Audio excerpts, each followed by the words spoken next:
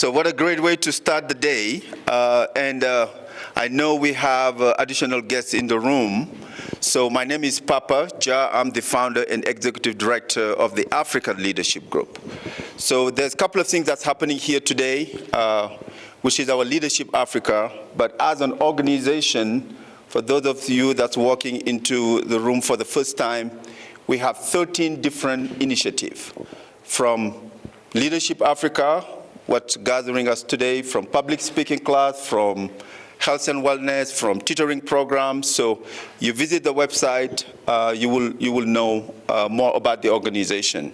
But what's gathering us here today is something very unique and very specific, especially for this morning, is our Breaking Barrier Initiative. And the Breaking Barrier Initiative is to build bridges between the Black community and the African immigrant community. And you will learn more throughout the day. So I want to thank Leadership Africa Cohort 2 student that's really inviting us for their last class. You will hear more about it. So that's what's going to be happening this morning. So, before we start the program, I want to recognize a special guest that we have that flew in all the way from New York. Salome, if you could please stand up. So we have a guest that really flew in from New York to come and be with us. So let's give her the warm Colorado welcome. So welcome, and you will get to meet her. So we're so grateful that you are here and taking a chance to come and learn about our program. Thank you. So now I would like to invite Efli and Emily that will kind of tell you a little bit more about what's happening with Leadership Africa and also the program for the day. Emily, thank you. Thank you, Papa. Hi, everyone. So good to see you all. Thank you for being here. Thank you for all of the guests that we have.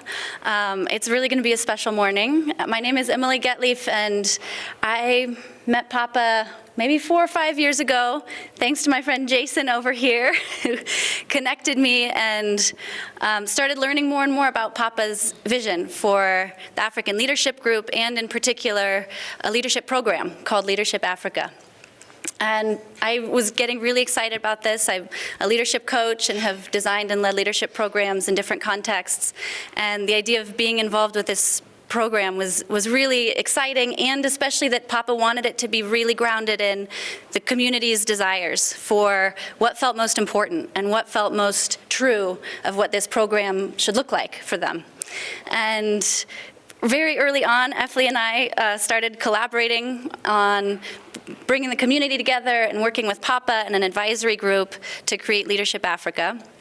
And this is the second year that it's been going. So we have students here, including Lateral, who went through the first cohort, and Moses, and others who I'm probably not calling out.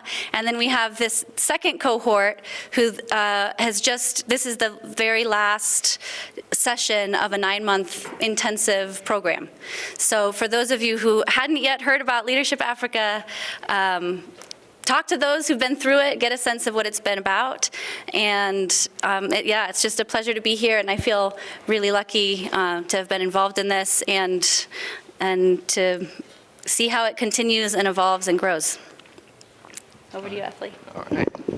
Thank you, Emily. So I'm Efli Brooks, of course, one of the collaborators for this program. And this is a special day because it really represents what leadership really is about. It's not just about the self-reflection, which is a big part of our program, and not just about learning about the theories, the models, the processes of leading, but also about actually doing something. Because until you actually do something, it's just a lot of interesting information. But when you act, when you begin to engage community, when you take the small steps for change, when you even talk to somebody about how powerful they are, that is when it becomes real.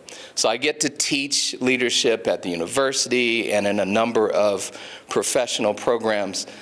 And I'm telling you, I talked about this earlier this week with some folks who started a leadership program many years ago, and one of my mentors as well. This particular program is the most unique program I've ever been a part of. And I've done this all over the world. This is something special. Pop and I were talking about this on the phone. So you go way beyond just the theories and the concepts. You go way beyond the activities of practicing those models and all that. You've taken this to a human level that is so much more than anything I've seen. Really, it is an amazing thing. And then when you think about the fact that, well, the research has shown with leadership programs, one of the key elements for a successful program is actually when folks get together on teams, work together to create some kind of positive social change somewhere in the community. And that is a key element. What you're seeing when it comes to the Building Bridges and Breaking Barriers project is that this is something that has gone beyond the curriculum.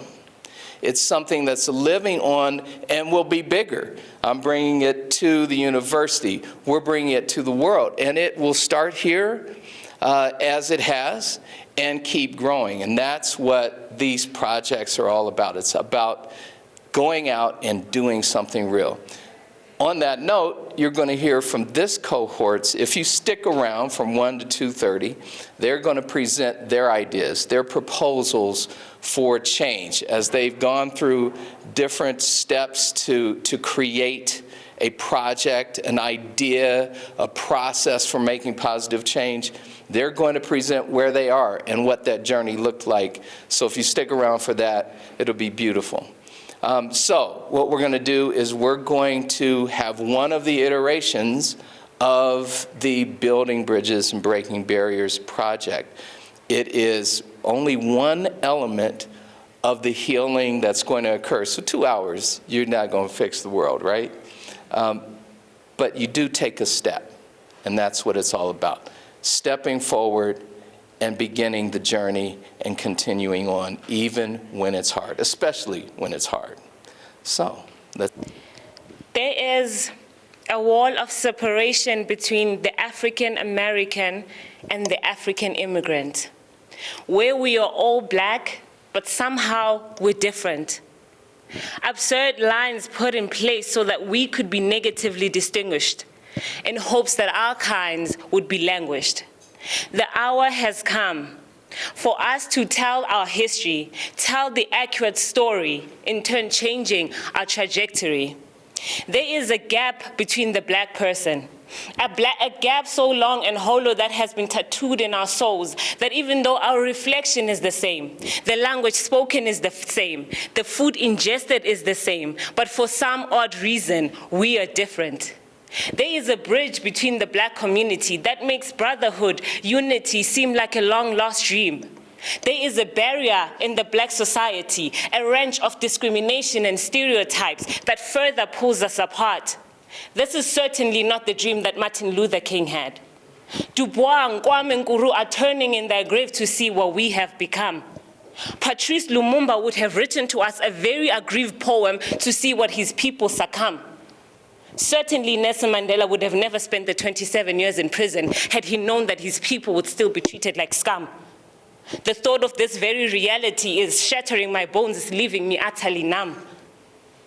See, they lied to us.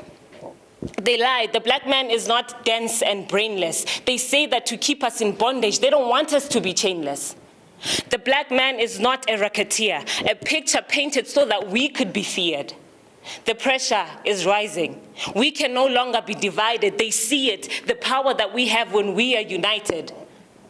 What is wrong with the color of our skin? See, it acts as a repellent. It's holding us back from independence, from liberty and peace. Society wants nothing to do with it. The world refuses to be associated with it. And the worst of it all is when my own people don't want to own it. See, it is them who resemble me prefer to be 10 feet away from themselves. When we are despised because of the color of our skin, deemed less intelligent, the cut burns from within. Think about it. See, we have sold our birthright. We have traded our bloodline. It was a black man that sold their own to slavery, traded themselves in as property. My own people forced to live in misery.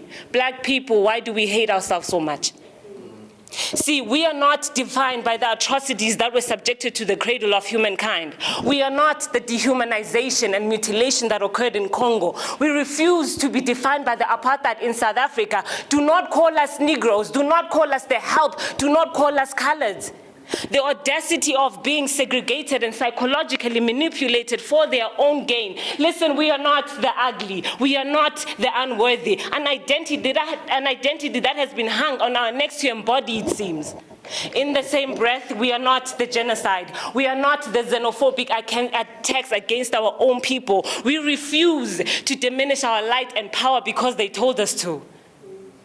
Let's talk about it. What is it that we are having difficulty with? Is it our dark, glorious, melanated skin?